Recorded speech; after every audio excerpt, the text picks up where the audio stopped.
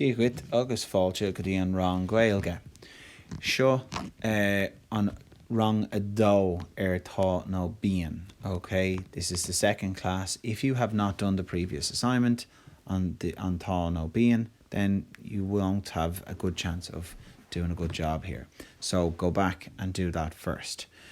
Okay, so iver a hain, tá ucht gest an seo. So tá nó bíonn is which one? Select the right one. Okay, so iver a hain, tá no an aimsir go deas inniu. No, bíonn an aimsir go deas inniu.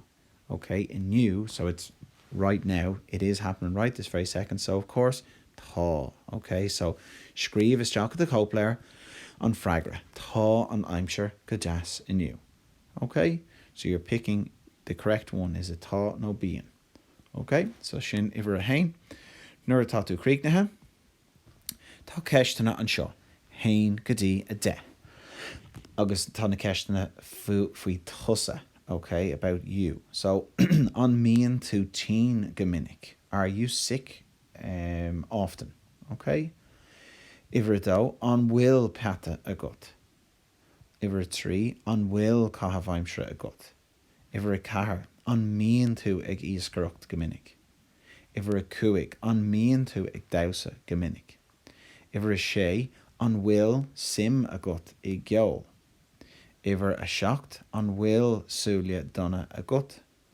Iver a hocht, an mian tú ag úsáid fónpóca gach lá. Agus iver a ní, an mian tú ag caint le cóide gach lá. Iver a de, an bhfuil tú ag freagart na ceiste. Okay, so sin go maith. Now here's our clips. Okay, so just sample. Tá nó bíonn le Adam Ó Foileán.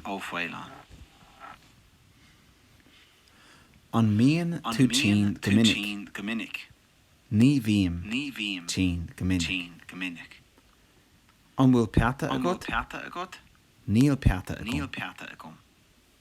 An bhfuil caithfheimsere a gut? Tá caithfheimsere a gom. An mian tú ag íoscarocht gomininic? Bíam ag íoscarocht gomininic. An mian tú ag dausa gomininic?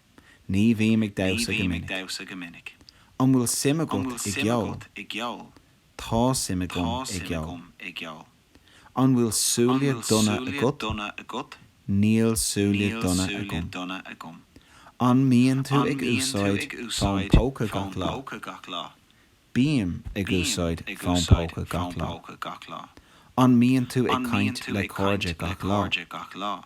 Bíam ag caint le cóide gach lá. An bhfuil tú ag freagart na ceiste? Tá mé ag freagart na ceiste.